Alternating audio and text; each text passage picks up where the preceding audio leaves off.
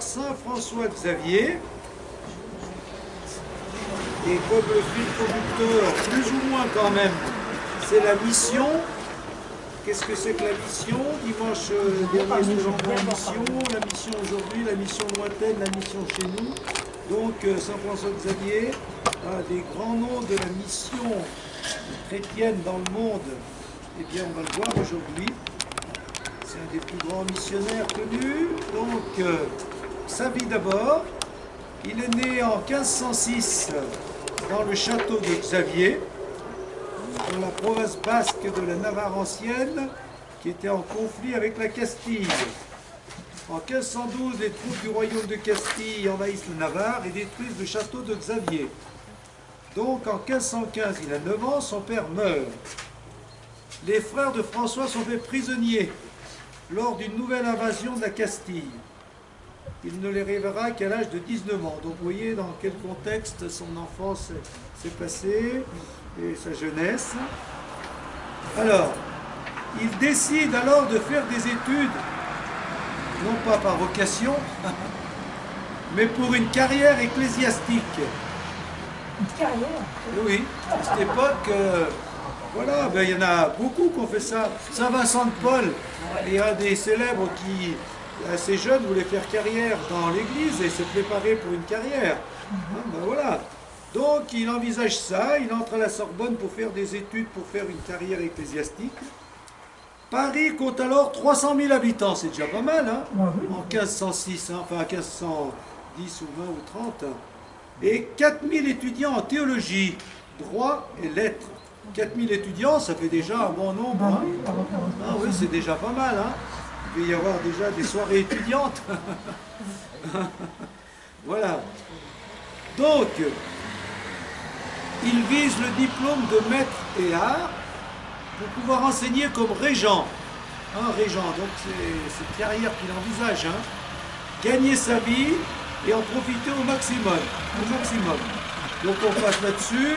Hein, c'est toujours la carrière ecclésiastique comme régent. Et il mène joyeuse vie dans le milieu étudiant, comme tous les autres étudiants.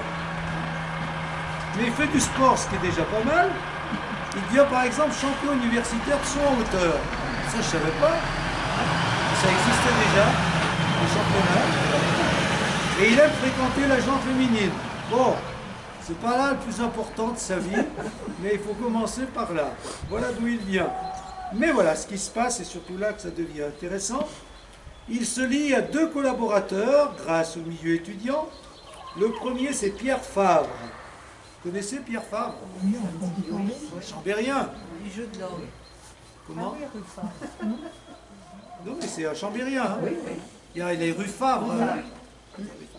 Étudiant sérieux et fervent. Et à partir de 1528, donc il a 22 ans, à Ignace de Loyola. Donc voilà le grand tournant.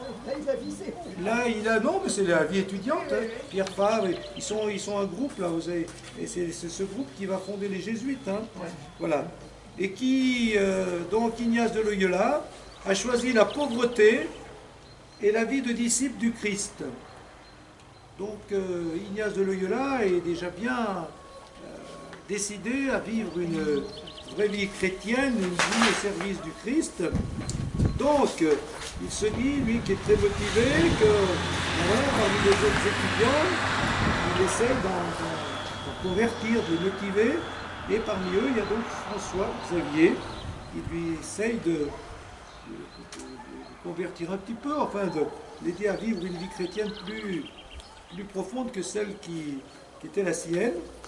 Une grande amitié se construit entre les trois au fil du temps. Donc ils débattent beaucoup, ils discutent, ils échangent sur le temps, sur la vie, sur le monde et sur la foi. Et finalement, en 1534, François s'intègre à la première équipe des 7 amis qui, le 15 août 1534, prononcent les vœux de vivre pauvrement et de servir Dieu, de préférence à Jérusalem, ou autrement, selon le désir du pape, si le voyage vers la Terre Sainte s'avère impossible à cause des Turcs. Donc, c'est le noyau dur de base de ce qui va devenir la grande compagnie des Jésuites. Il y a donc Pierre Fabre, il y a François Xavier et surtout Ignace de Loyola. Et ensemble, ils décident, donc ils font déjà des vœux. Des vœux, c'est pas des vœux religieux puisqu'ils sont croyants, mais ils décident voilà, de changer de vie, de vivre un peu plus pauvrement, plus simplement, plutôt que de vivre la vie facile des étudiants, et de servir Dieu. Et leur idée, c'est d'aller à Jérusalem pour retrouver la Terre Sainte et à partir de là, évangéliser. François accepte alors de faire des exercices. Vous savez que les exercices de Saint-Ignace sont célèbres. Hein? Bien, et qui c'est qui les a fait? Il y en a qui les ont déjà fait? Oui, DBI. Pas entièrement? Ça fait quoi? Non, normalement c'est 30 jours, Oui. et ça se fait des fois autrement. On avait fait ça avec le catéchisme. Moi je les ai pas encore fait, mais je vais les faire. J'en fais une semaine, du 22 au 29 septembre. Et puis après, silence, je sais pas, j'ai jamais fait ça, donc je vais les faire. C'est une semaine là, et puis après une semaine en janvier. C'est dans le cadre de la formation pour être accompagnateur spirituel des prêtres. L'évêque m'envoie faire ça. Voilà. Comme je ne les ai jamais fait, comme on entend beaucoup parler, je vais voir ce que c'est. Si c'est intéressant, je vous en parlerai une autre année ou à une autre occasion. Si ça apporte beaucoup, peut-être bien, il faut vivre des expériences. Donc il commence, et évidemment c'est pas ce que c'est devenu, mais il y a déjà la base. Hein. Donc vous savez que l'idée essentiellement de Saint-Ignace de Loyola, c'est que lui il était militaire. Hein.